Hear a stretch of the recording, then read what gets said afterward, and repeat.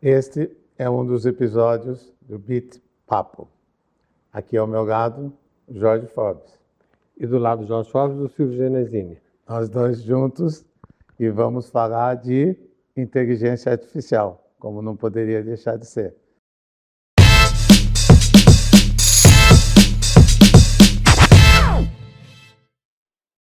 Eu acho que não existe moda mais importante, mais falada, mais hype nos últimos tempos do que a inteligência artificial. Acho que nada no mundo é tão mundo corporativo e mundo de uma maneira geral do que a inteligência artificial.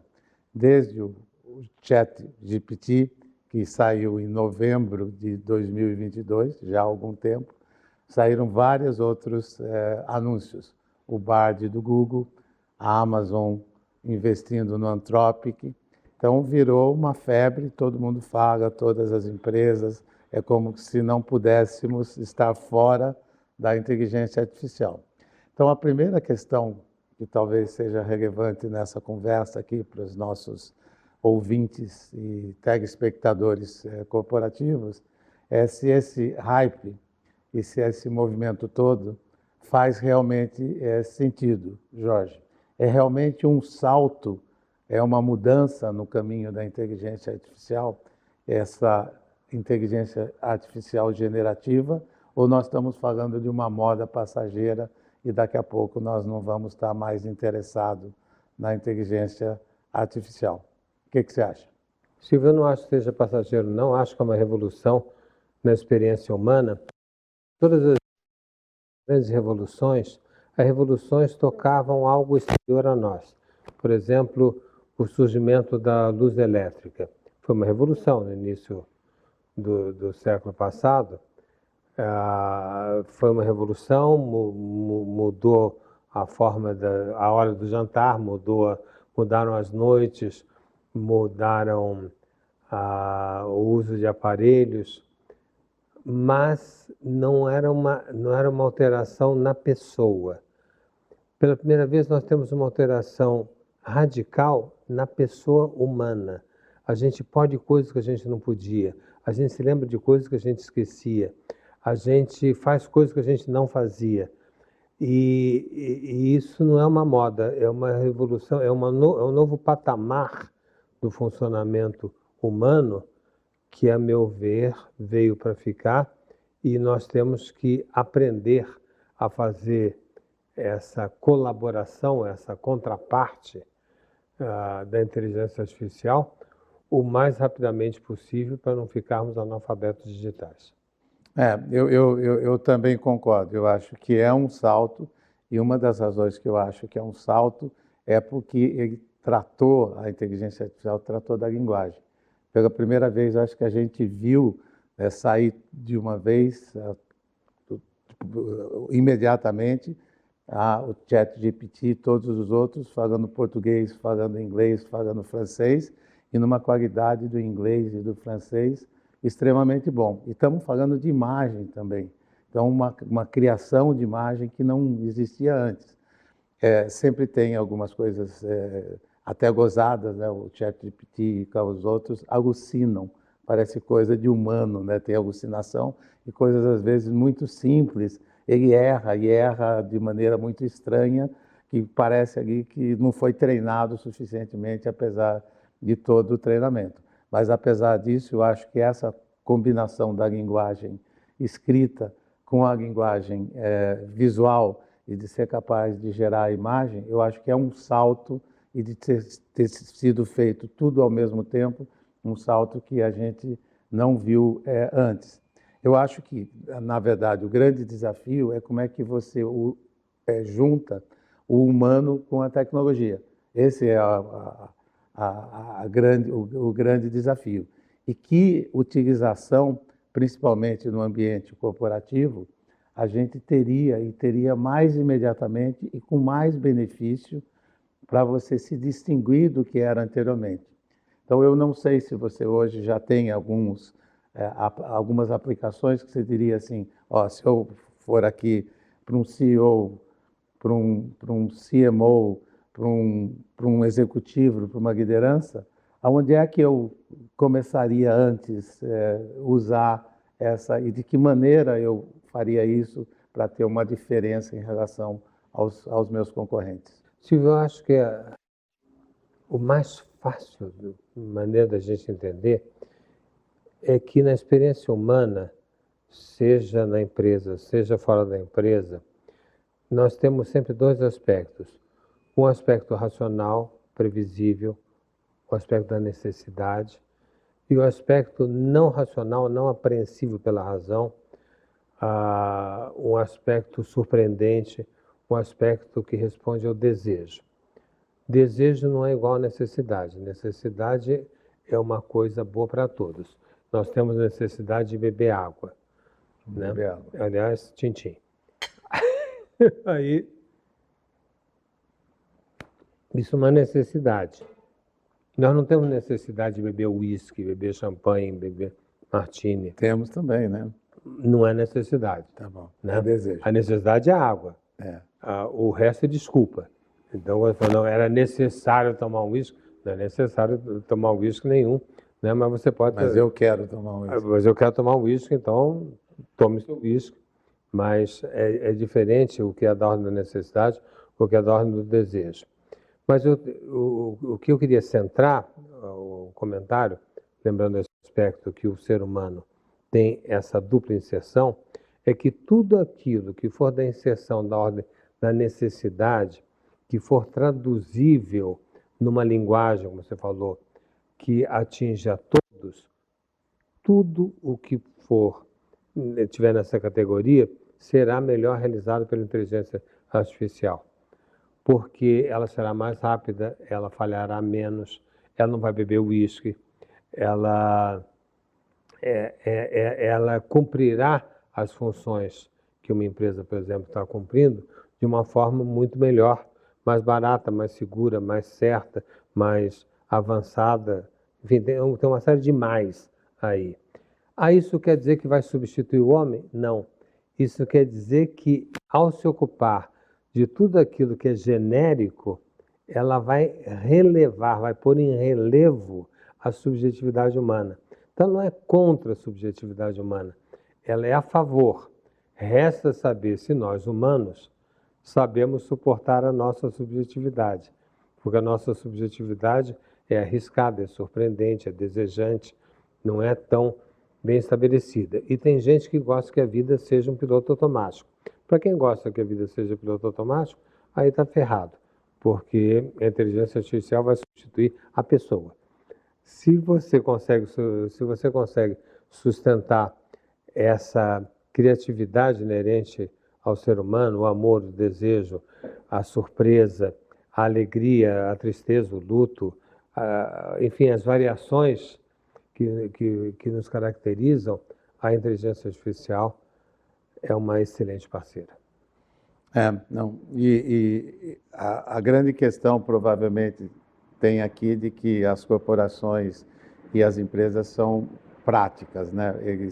A questão da subjetividade nem sempre está ali na frente das... Durante anos elas limparam toda a subjetividade. E tiraram, né? E ficaram muito objetivas. Elas né? eram objetivas, até no trato com as pessoas eram tratadas de uma maneira padronizada, os executivos usavam camisa branca com gravata azul. Agora a gente usa preto. Agora a gente usa preto. Você está me imitando, hein? Eu uso preto antes de você.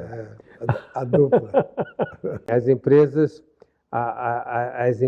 parece que tinham medo do subjetivo, do singular de cada um, e padronizavam as pessoas e seus métodos de trabalho, os protocolos, os famosos protocolos, né?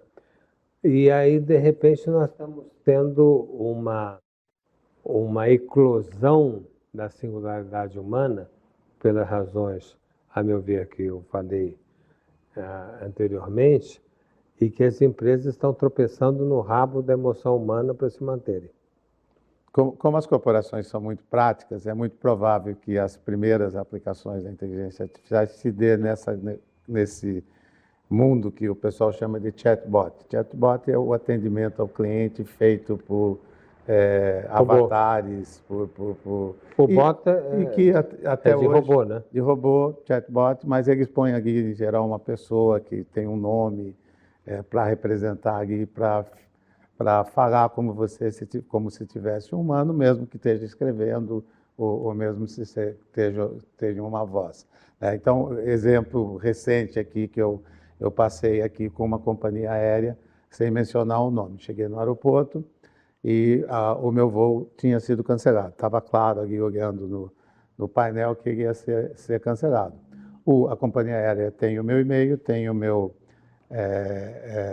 WhatsApp e logo avisou que o voo tinha sido cancelado e me colocou no outro voo e avisou que estava no outro voo. Só não me colocou o assento. E aí eu fui perguntar, e o assento? Ele falou, o assento você tem que ir lá no balcão e fazer uma fila para colocar o assento. Então, os chatbots hoje estão imperfeitos, porque todo mundo teve que fazer uma fila, ela poderia ter completado, eu acho que isso pode completar. E, em geral, esses chatbots, todo mundo abomina hoje, de empresas de telecomunicação, de banco, todas as experiências são experiências ruins, e quando você tem a experiência ruim, você acaba tendo que falar com alguém humano mesmo para resolver. Então, como é que você vê? Você acha que esse tipo de atendimento nós vamos conseguir fazer de uma maneira que parece um humano, sendo inteligência artificial, como foi a Elis Regina na campanha da Volkswagen? Isso vai se resolver e a gente não vai ter mais essa relação humana? Ou a relação humana vai ter um instante entre o cliente e a empresa que vai ser sempre necessária que ela continue acontecendo? Que percepção você tem desse relacionamento com o cliente? Eu acho que o seu exemplo é ótimo, Silvio, porque agora há pouco eu falei da diferença de necessidade e desejo, que é uma diferença fundamental para um psicanalista. A gente trabalha com desejo mais do que com a necessidade. A gente trabalha com o que escapa à norma, a gente trabalha com o singular, daquilo que é bom para cada pessoa, não o bom que é para todos. Não é um novo normal, né? Então, quando você dá esse exemplo da empresa, eu acho que o robô, se bem que é discutível o nome robô, né? A máquina com o robô. Hoje o humano vai imitar, o robô vai se parecer um humano cada vez.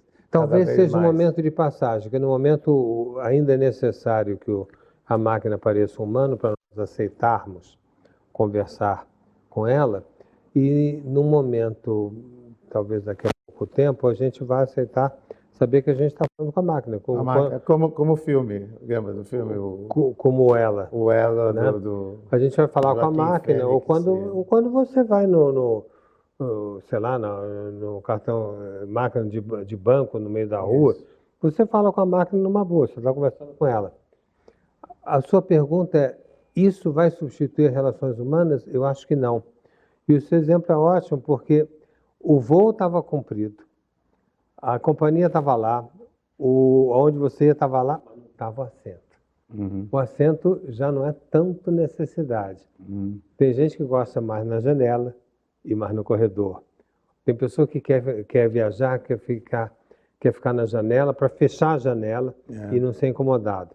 Tem gente como eu, por exemplo, eu prefiro corredor, porque eu posso querer esticar as pernas, andar, eu detesto ficar preso dentro de um avião ou ter que incomodar a pessoa do lado para poder sair. Tem gente que gosta da primeira cabine, tem gente que gosta da segunda, da terceira. E isso tudo a companhia já sabe, porque já tem o dado, porque ele já sabe que eu reservo sempre mas eu posso mudar de ideia? Você pode mudar de ideia, mas o oferecimento do que eu estou mais acostumado poderia ser feito. E como sou um cliente especial, super especial dessa companhia aérea, top, então ela tinha que me ter dado um assento que eu estou acostumado. Mas quando você quer na frente. Era um desejo, como você está dizendo. Mas ela não completou o processo. Não, mas eu acho que sempre você vai querer... numa fila. Você vai querer ter um humano no meio da história, porque você vai pedir para o humano, você entende, né? Quando você fala isso para a máquina, você entende? Ela não entende, nicas, né? Agora, você quer um humano para que entenda a sua aflição. Você quer compartilhar sua aflição.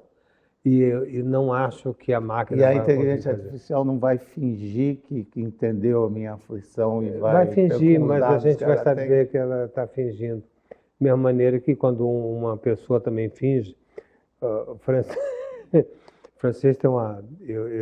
você sabe que eu tenho um trabalho intenso com a França, onde eu me formei psicanalista, e em francês tem um termo que sempre me incomodou muito como brasileiro. Você diz assim, puxa, mas a gente tinha marcado um almoço hoje, você está desmarcando 15 minutos antes. Que chato, um brasileiro falaria isso, né? Ou você responde, oui, je suis désolé. Sim, eu estou desolado. Aí você fala, eu não quero que você fique desolado, eu quero que você almoce. É um termo horroroso, eu estou desolado. Então, quando o humano também vira máquina, a gente também reclama. A gente quer... enfim... Eu também acho. Eu acho que tem um nível de relação para você ter um engajamento, usando essa palavra, nem sei se é a melhor palavra, mas ter uma conexão de verdade, e viver de verdade a vida do seu cliente, que vai ter que ter um pedaço, que vai ter que ser humano. Acho que as empresas vão ter que criar esse setor de auxílio afetivo, ou setor de alguma coisa. Exatamente, que você sinta que tem uma relação humana. Você não quer tomar uma injeção dada por uma máquina. Você quer uma enfermeira dando uma injeção. Depende. Depende da injeção. E aonde? Pois é, o resto me proibir continuar. É proibido. Mas um segundo tópico que nós sempre, BIT Terra 2, falamos é que as empresas deveriam ser editoras de conteúdo. E a gente já diz isso há algum tempo, e agora está acontecendo cada vez mais das empresas editarem conteúdo, fazerem conteúdo. Eu acho que o exemplo mais recente e muito bom de edição de conteúdo é o filme Barbie. O filme Barbie, acho que todo mundo viu. Eu não.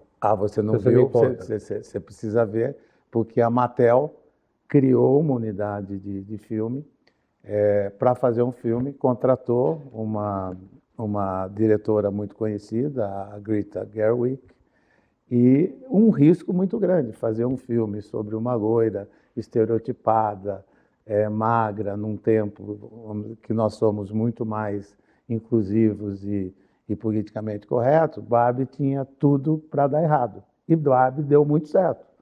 E pela forma que eles fizeram uma autoironia com a própria empresa, eles aparecem, os executivos da Mattel, como meio bobos no filme, então eles não se levaram a sério. E a Barbie também teve o seu lado ali politicamente correto, e quem era bobo no filme era o Ken, que era o namorado dela. Então eles acertaram e virou, é o maior feito por uma empresa, é um conteúdo. Então eu acho que ali acho que não tinha muita inteligência artificial no filme, tinha um filme mais tradicional. Mas é provável, e não sei o que você acha, que a inteligência artificial possa facilitar que as empresas produzam muito mais conteúdo, como hoje nós estamos fazendo para a BIT. Você acha que essa é uma área de aplicação que faz sentido? E como é que as empresas deveriam hoje se posicionar nessa produção de conteúdo, edição de cultura? Como é que você vê e a conexão com a inteligência artificial? Bom, primeiro eu acho que tem algo anterior a esse boom que a gente está vivendo da inteligência artificial, que é o fato de toda empresa ter que ser uma editora de cultura. Quando a gente começou a falar isso, já bem antes do ChatGPT, bastante tempo, né? A gente falava porque percebemos que as empresas não poderiam mais seguir um modelo único, né? Um modelo padronizado. Nem as pessoas, nem as empresas. Padronizado no sentido, toda empresa tem que ter uma verificação a cada 3 meses. Toda empresa tem que contratar e fazer um período de experiência de tanto tempo. Toda empresa tem que dar um bônus porcentagem, enfim, existia uma certa norma e essa norma foi quebrada por pessoas como Steve Jobs, por exemplo, na Apple, ou como o Bezos na Amazon. Enfim, essas normas, o seu amigo, você gosta do Netflix, né? O A regra, Reed Hastings, a regra é não ter a regra. regra não ter regra, tá aí. Quando a regra é não ter regra, a empresa necessariamente vai fazer de uma maneira específica dela, porque ela não tem uma regra que seria para todos. E ao fazer algo específico dela, esse algo específico é uma cultura. Ela não está pagando uma cultura, ela não está importando uma maneira de fazer, ela está gerando uma forma de fazer, né?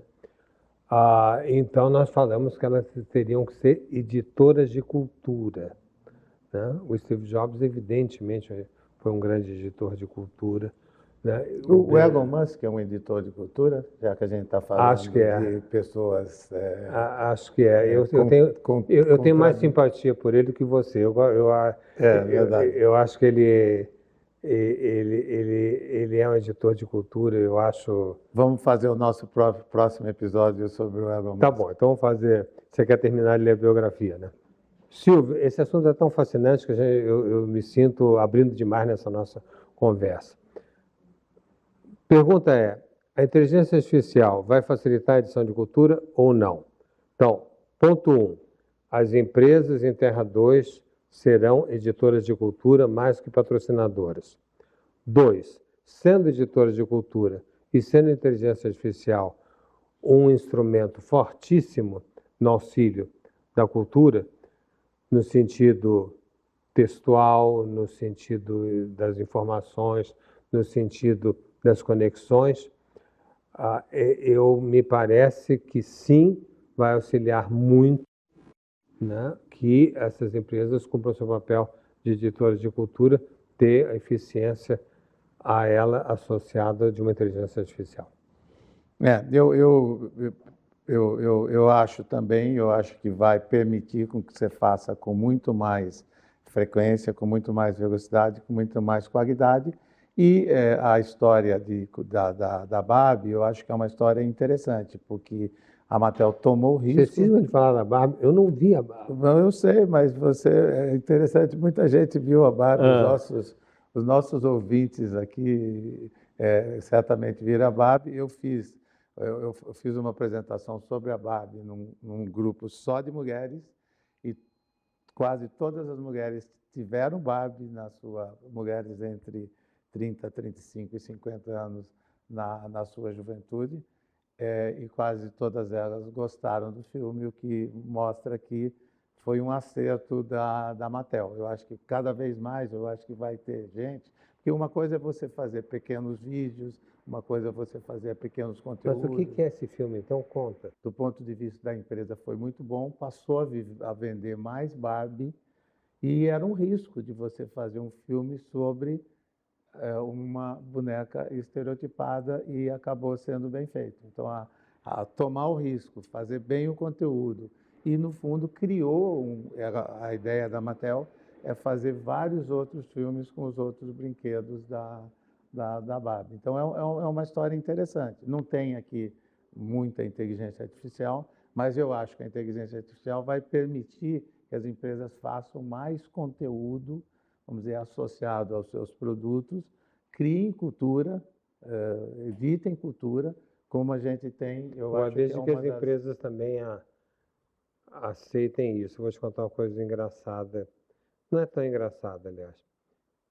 Eu acho triste, mas eu vou te contar. Quando eu fiz meu mestrado, antes de eu ter feito doutoramento, eu fiz um mestrado na Universidade de Paris. E na bibliografia... Não, mestrado não, meu doutorado, é isso. Fiz meu doutorado, um dos doutorados da Universidade de Paris, Paris 8. O dia que eu fui entregar meu doutorado, a secretária abriu, disse que não podia aceitar, porque eu tinha posto referências da internet. Olha que loucura, né? Era proibido, na Universidade de Paris, alguma referência que tenha vindo de material, quer dizer, era o texto, mas era o texto que estava na página tal da internet naquele dia, naquele momento. E devidamente etc. citado. Devidamente citado. A Universidade de Paris não aceitava isso. Hoje, em tempos de inteligência generativa, isso vai ser totalmente comum fazer isso. Então, Eu cito isso para normal. mostrar como a universidade, que é o local, inclusive, onde se cria muitas dessas coisas de inteligência artificial, são criadas na universidade, depois ela não sabe o que fazer com o produto que ela mesma criou e ela não reconhece aquilo. É como se a citação só fosse verdadeira se fosse aquele livro de 1800 que está na biblioteca da universidade e tal coisa. Então aí você pode citar. E a citação na internet você não E pode isso, usar. além de toda a questão de copyright, de direitos autorais, no mundo de inteligência artificial fica cada vez mais complexo você definir de quem é o direito autoral, Aliás, me quem pode aconteceu uma usar. coisa curiosa. Eu peguei minha editora, conversei com a minha editora e falei, olha, agora com o ChatGPT você pode pôr meus livros em francês, em inglês, em espanhol com a maior facilidade. Você coloca, fala a verdade, a gente pode fazer isso. Só que você vai deixar de ser o autor, tudo bem?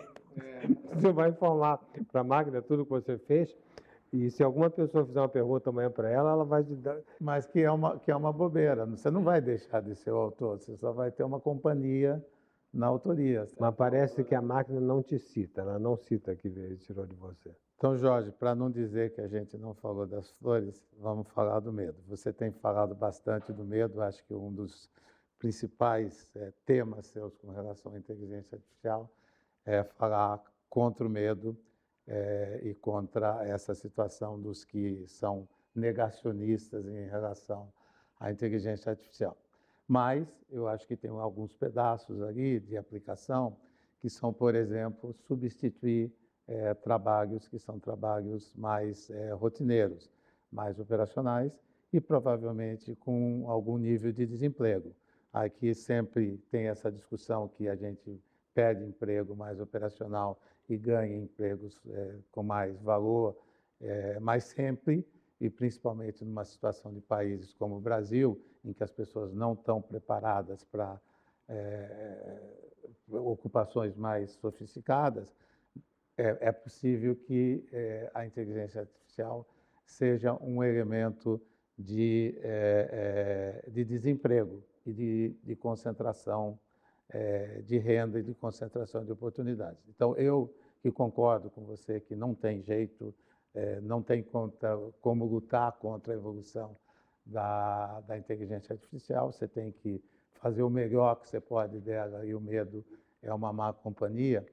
Como é que a gente pode conviver com essa questão de que algumas profissões vão efetivamente desaparecer e em países como o Brasil isso é uma solução ou uma situação complicada? Vou dividir a sua questão em duas partes. Primeira parte genérica do medo e depois o Brasil em relação a esse medo. Qualquer mudança dá medo. Nós somos seres angustiados, o ser humano. Uma taturana, você não vê uma taturana com angústia. Nenhuma abelha, eu adoro as abelhas. Nenhuma abelha com angústia. Você não vê uma rainha abelha angustiada. Cadê meu zangão? Cadê meu zangão?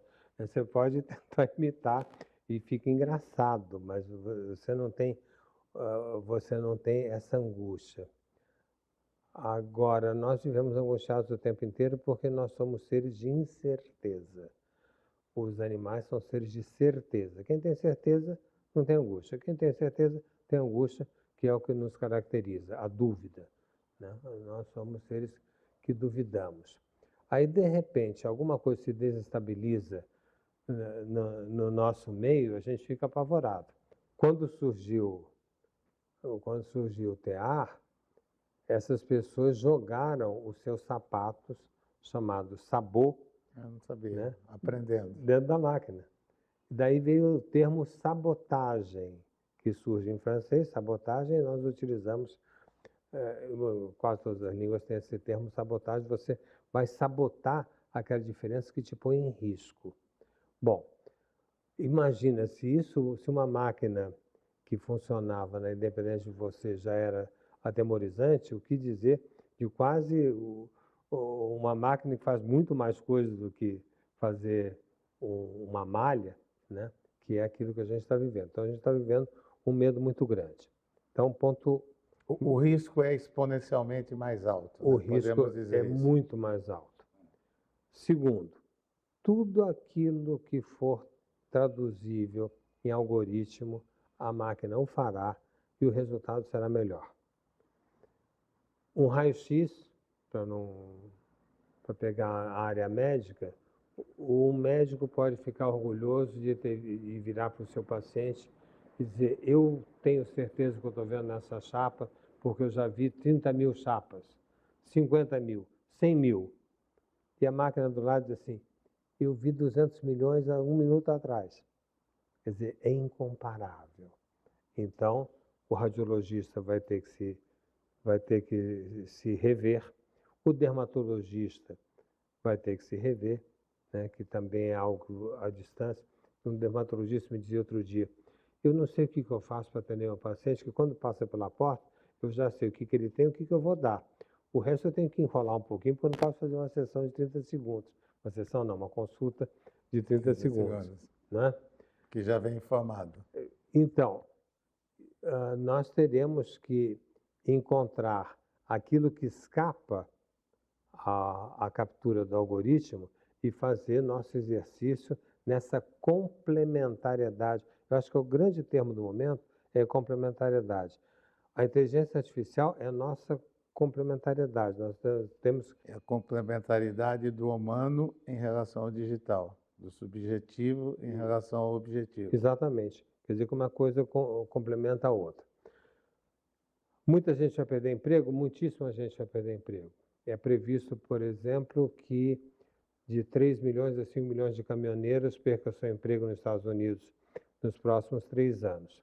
Aí alguém vai dizer: mas está tudo bem, porque a gente vai gerar 3 ou 5 ou 10 ou 20 milhões de novos empregos. Vai, só que o caminhoneiro não vai saber ocupar essa vaga. Então, entre ele ser despedido e ocupar essa vaga, temos que fazer um projeto de educação urgente. Então, a educação é importantíssima nesse momento, porque ou você educa e ele vai poder ocupar esses novos empregos, ou você vai deixá-lo fora do mundo e vai gerar ideias pouco brilhantes, como o pessoal de Palo Alto, que quis fazer uma Bolsa Família Mundial, né? Dizendo: nós vamos cuidar da terra, nós vamos estabelecer o que a gente vai fazer, vocês vão para Ilhabela, vocês vão para Fernando de Noronha, vocês brasileiros vão ficar na praia, vão fazer carnaval, fazer o que vocês quiserem, e a gente cuida da vida de vocês. O que é Bom, eu não vou me dar o trabalho nem de dizer o que eu acho a respeito disso, né? Porque, evidentemente, é um absurdo. Então, isso do ponto de vista geral. Agora, você falou do Brasil. Eu queria fazer uma contraparte com o que você disse. Você disse: nós brasileiros então, já temos problemas suficientes, vamos ter um novo problema com o advento da inteligência artificial. Sim e não. Eu acho que o francês deve estar mais preocupado que o brasileiro. Por quê? Porque o francês, para pegar então o primeiro mundo, o antigamente chamado primeiro mundo, terceiro mundo. Em desenvolvimento. O desenvolvimento, bom, enfim. Ele funciona dentro de expectativas, funciona dentro de protocolos. O brasileiro, ele reconhece o protocolo, mas ele conhece a variação do protocolo. Isso sempre foi mal visto, o famoso jeitinho brasileiro. Só que o jeitinho brasileiro é uma forma de acreditar desacreditando dos processos fixos, dos processos protocolares. Então, se por um lado, economicamente, nós podemos nos ver mais abalados, porque nós vamos perder empregos, igualzinho que eu falei dos Estados Unidos, porque aquilo que for capturável, a máquina fará melhor, mais barato, mais rápido, etc. Por outro lado, com o acréscimo da subjetividade, será necessário aos povos, né, saberem lidar com a surpresa, com a ginga, com a diferença, com a liquidez desse mundo. E aí nós brasileiros batemos uma bola incrível, né? Meu amigo, infelizmente recém-falecido, Domênico De Masi, defende essa ideia nos seus últimos livros, O Futuro Chegou. O Domênico De Masi e o Jorge Forbes. Né? Os dois. O Domênico De Masi e o Jorge Forbes defendem essa ideia. O Brasil está muito bem posicionado. Eu sei que eu estou falando isso e quem está vendo vai dizer, poxa, ele não está vendo as dificuldades do Brasil? Gente, eu não sou tão... Então não preciso nem falar com quem está nos vendo, com você então. Eu não sou tão otimista como você, mas né? eu entendo. Eu acho, como diz o Domênico, um povo que consegue colocar 5.000 pessoas na rua, 200.000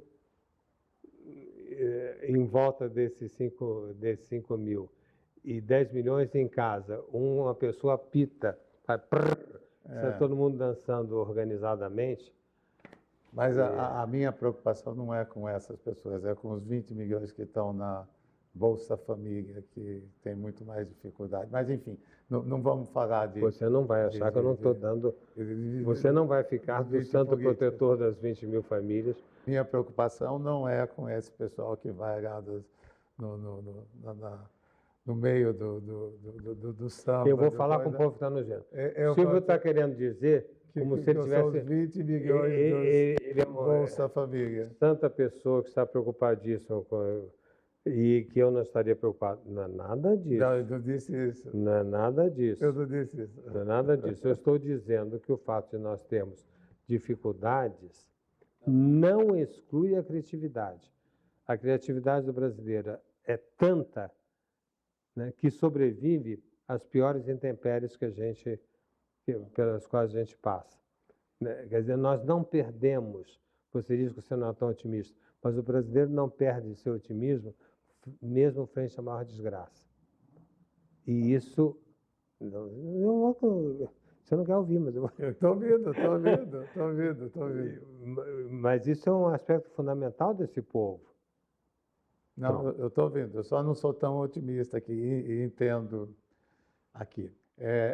Mudando de um assunto menos político, é a questão de regras da inteligência artificial, que eu acho que é uma questão importante. A gente é a favor de ter menos regras possíveis. A gente é, de uma maneira geral, a favor do Reed Hastings, de melhor não ter regras. Mas, nesse mundo da tecnologia, nos últimos tempos, até nas redes sociais, o mundo achou que precisava pôr regras ali para fazer alguma moderação nas redes sociais. Quando apareceu a inteligência artificial, o ChatGPT, ao contrário dos primeiros, do Mark Zuckerberg e do pessoal do Google, que não queria ser regulado, de uma maneira ou esperta ou porque o mundo mudou, os próprios donos da nova inteligência artificial pediram regulação.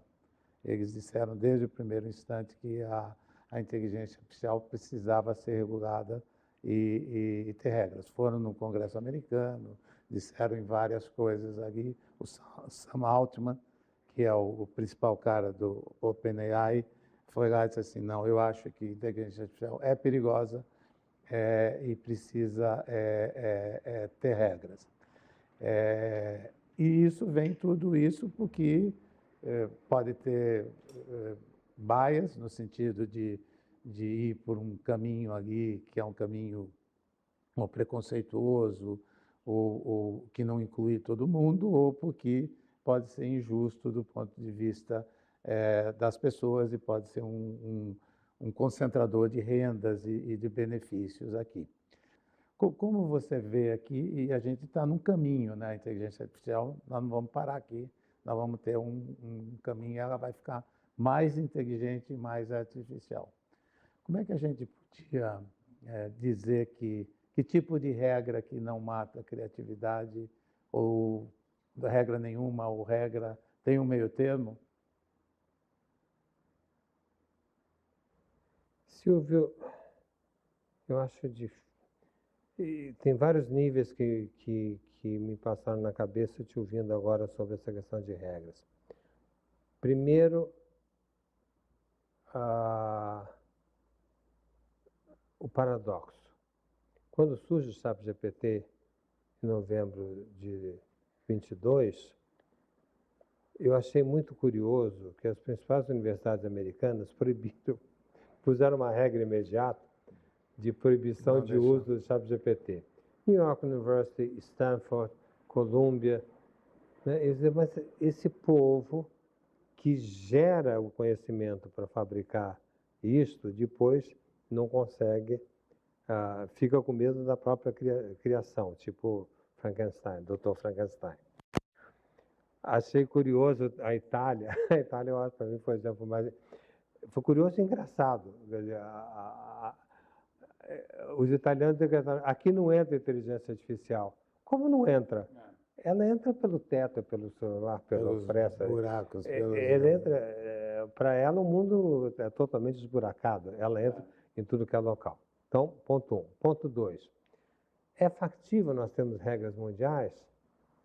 O mundo aceitaria a mesma regra? Não sei. Por exemplo, não pode fazer embrião a partir de célula-tronco. Não pode fazer embrião, não. Não pode fazer célula-tronco a partir... Que é uma questão ética também. Que é uma questão ética, né? Quer dizer, de uma nova ética. Bom, ok, França, Brasil, Estados Unidos, Argentina, o mundo ocidental topou. Você combinou com os chineses? Você combinou com os russos? Porque eles não necessariamente vão topar. Eles vão fazer experimentos, vão dizer, você não pode fazer experimento, né, mas o outro faz experimento. E se você tiver uma pessoa na sua família assim, não, eu não quero que tenha a substituição de um fígado feito de tal forma. Aí é sua mãe, sua filha, sua namorada que está com um problema grave nesse fígado e você sabe que na China te colocam aquele fígado. Você não vai à China? Não vai o katsu, falando em bom paulistanês, né? Você vai. Então você vai quebrar a regra no momento que aquilo chegar perto de você. Então eu desconfio, é a minha segunda desconfiança. Primeiro, a factibilidade. Segundo, a aderência à regra. Teria que combinar com os russos, com os chineses, com... Teria.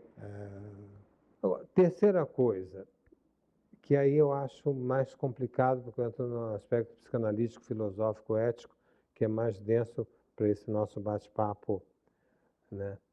Mas, enfim, fico pensando que existe uma regra que não está escrita em lugar nenhum, ou deve estar, não sei, mas é uma regra em si evidente.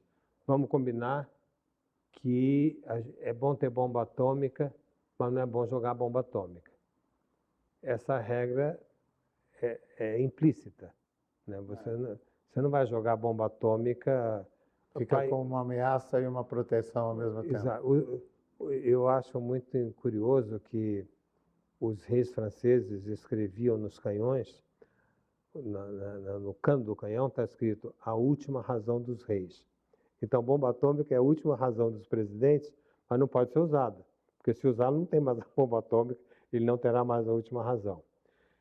Então, e vale para as bombas atômicas, bombas nucleares atuais, é a mesma raciocínio. Então, o homem, eu acredito, ele se refreia frente à ameaça mortal.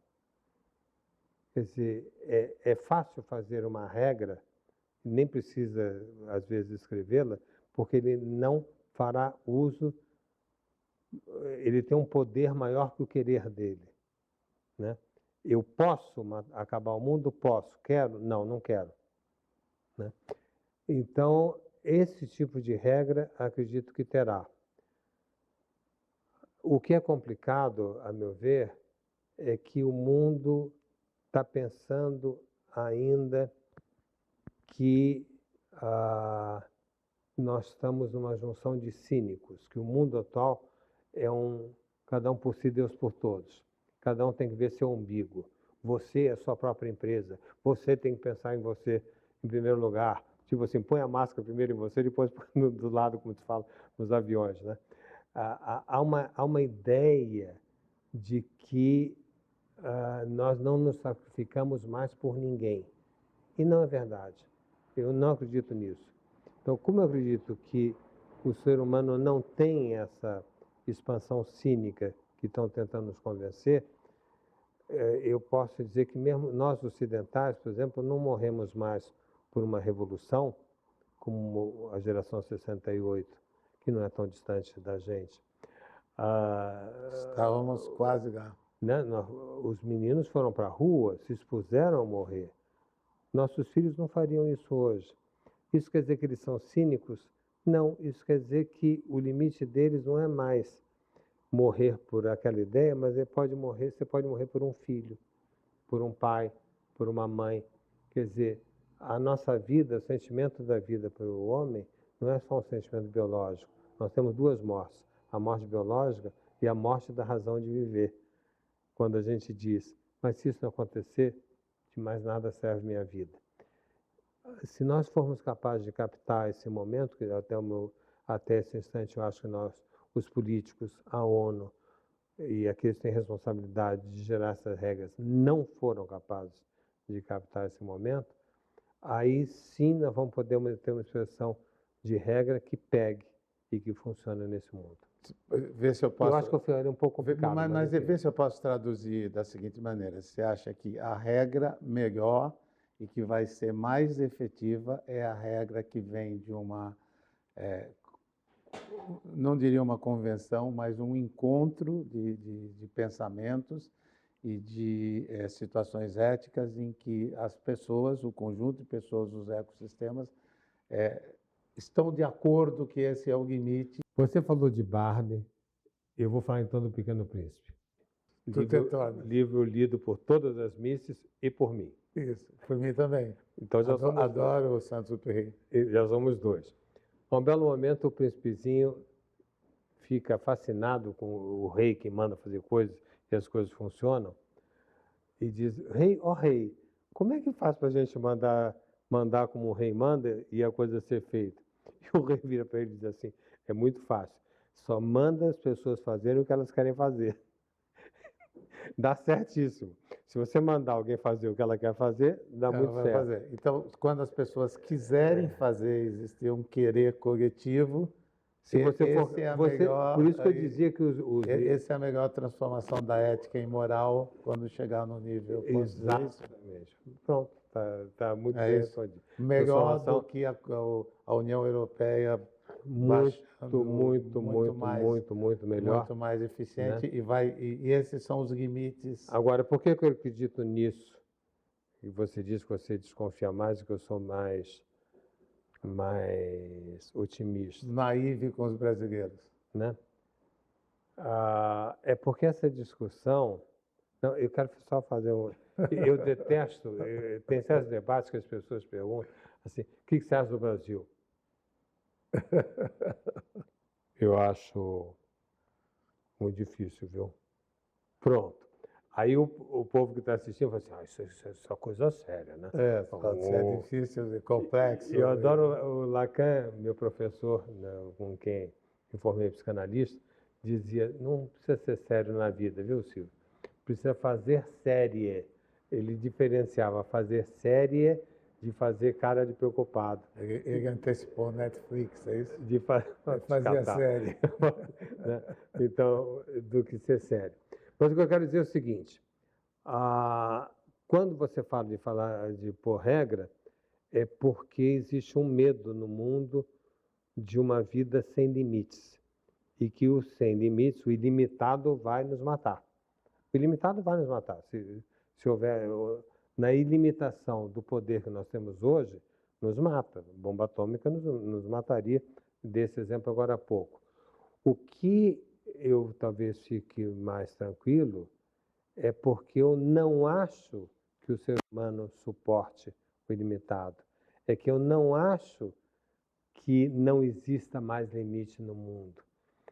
É que eu não acho que você vai fazer qualquer coisa independente do outro, que você é um puro cínico. Eu não acho. Eu dizia agora há pouco, você não morre mais por uma ideia revolucionária no mundo ocidental, no mundo Brasil 68, França 68 e tal, mas você morre por um filho. Então, existe um limite. E nós temos que ser capazes de transformar, aí sim, esse limite ético numa regra moral. Eu acho que existe um risco adicional que talvez é para nosso próximo Bit-Papo, que que tem o Elon Musk no meio, que é a concentração desse poder em poucas pessoas, poucas empresas, que na verdade estão construindo um mundo à parte para eles próprios, que eles acham que o mundo deles é o mundo do Silicon Valley e que querem ir para Marte para levar a consciência humana, porque acham que a consciência humana um dia vai desaparecer, então a gente tem que ter, o Elon Musk diz isso explicitamente, e que eu acho que esse é um risco grande, porque eles têm capacidade, se a gente Mas olhar... entre Elon Musk, entre o que ele faz e o que ele diz, eu fico com o que ele faz. Porque o que ele diz é uma péssima leitura, a meu ver, do que ele faz. Mas eu acho que o que ele faz com o foguete, com o implante no cérebro, é muito próximo do que é a visão dele. Ele é um cara que está implementando algumas coisas que ele diz. Eu acho que é uma outra conversa, Wagner, mas aqui eu acho que tem um risco, que é um risco de ter um pedaço da humanidade muito superior, com muito mais posse, com muito mais dinheiro. E se a gente pegar a inteligência artificial, no fundo, a hora que a gente fala das nossas empresas, é o Sim, uso a previsão, é o uso da inteligência a previsão artificial. da distância social causada pela revolução digital frente ao que, por exemplo, o capitalismo criou das diferenças socioeconômicas, a previsão é muito pior para o momento atual do que para o momento anterior. Exatamente. Aí estamos plenamente de acordo. Exatamente. Então, esse tem um risco adicional Um risco brutal. que é uma outra discussão. E no caso da inteligência artificial, o poder da inteligência, nós usamos a inteligência artificial. Nós falamos com as nossas empresas, nas nossas consultorias, é o uso.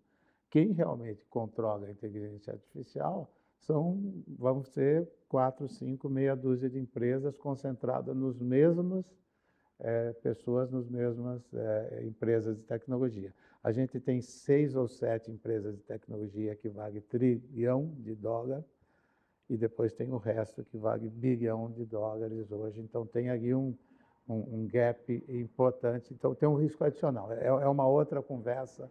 A gente vai fazer o Elon Musk essa conversa. Agora, eu insisto, a pessoa que cria algo como o Elon é uma pessoa que cria, não necessariamente entende o que criou.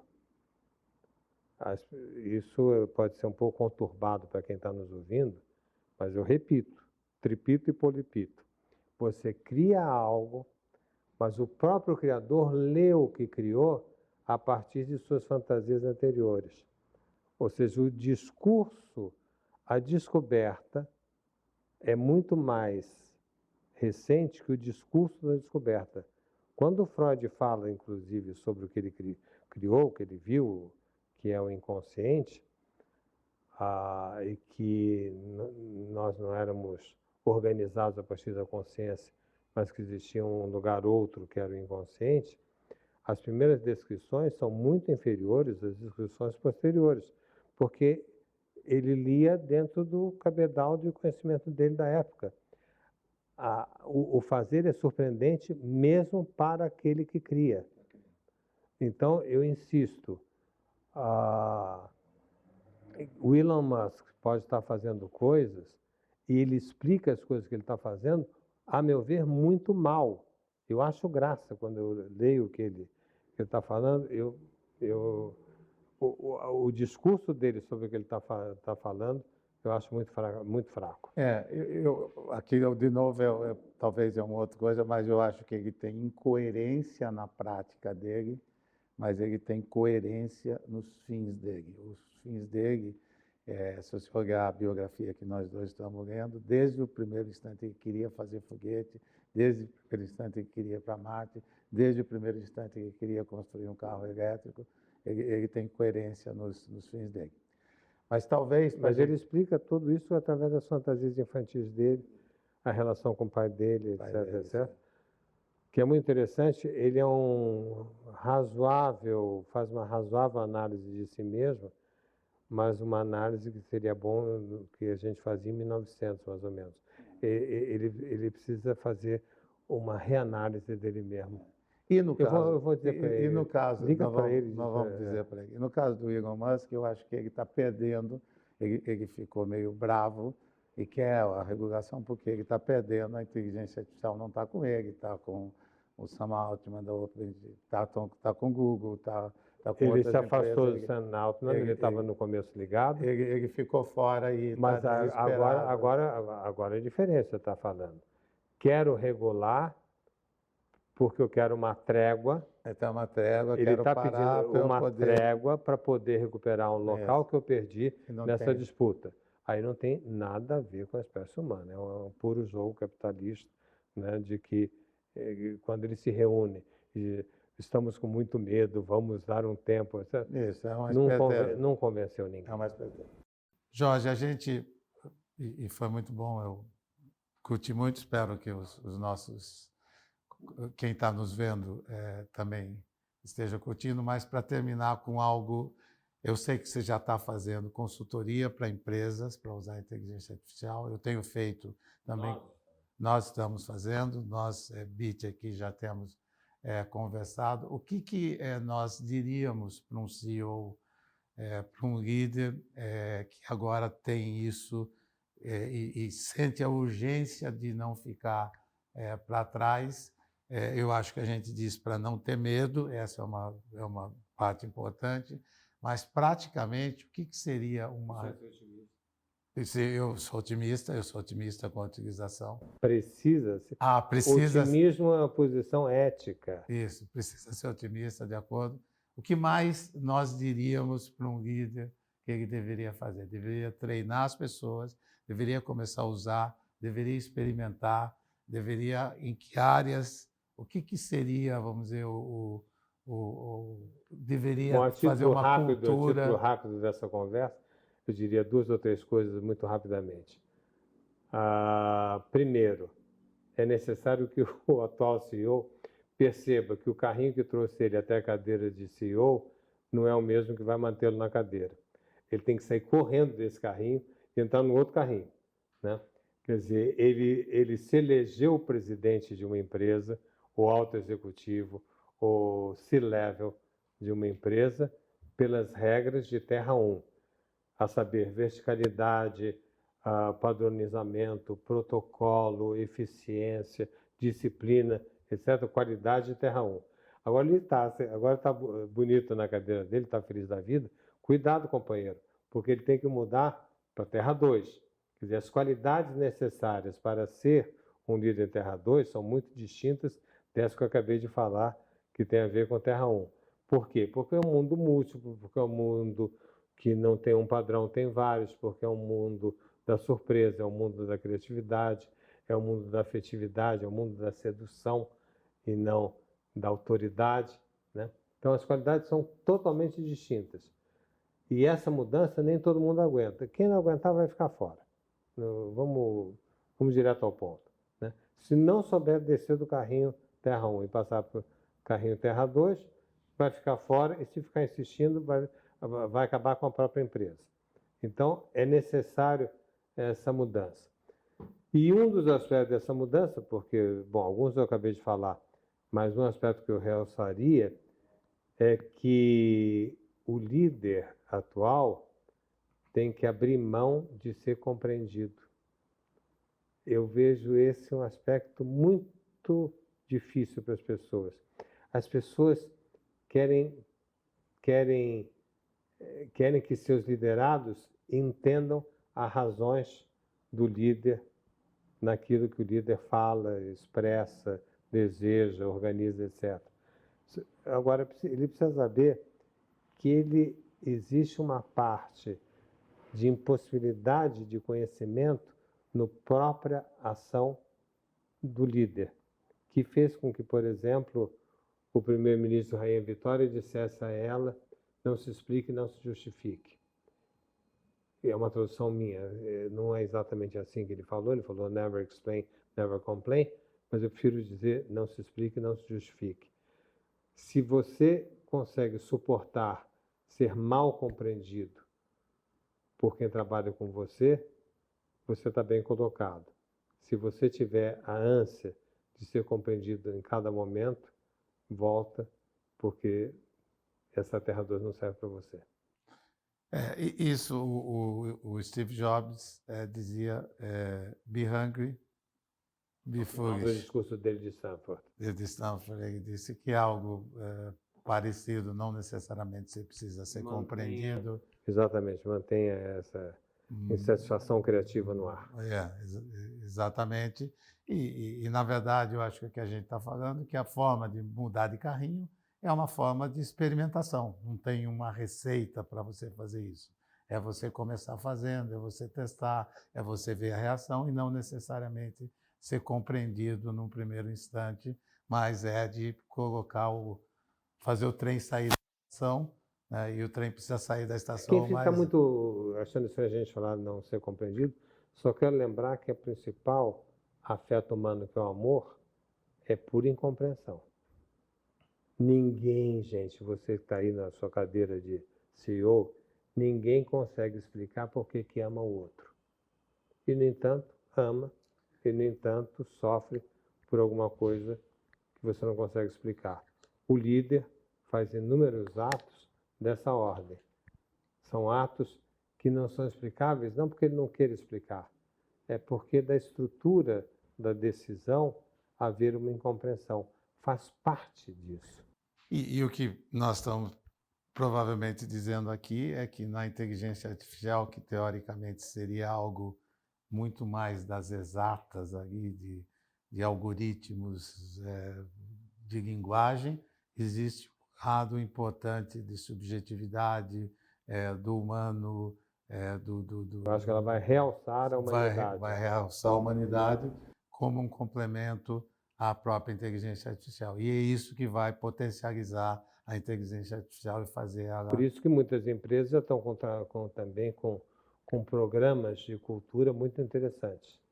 Junto com estão a convidando aplicação... os filósofos para falarem lá, psicanalistas para falar, né? Historiadores, para falar, engenheiros para falar, porque é necessário isso.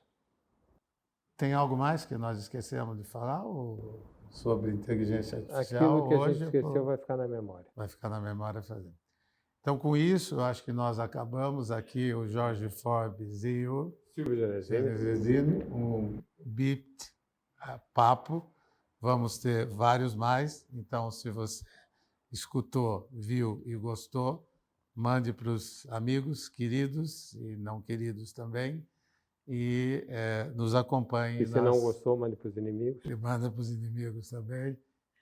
E nos acompanhe nos próximos Beat Papo. Jorge, foi um prazer. Igualmente. Um abraço.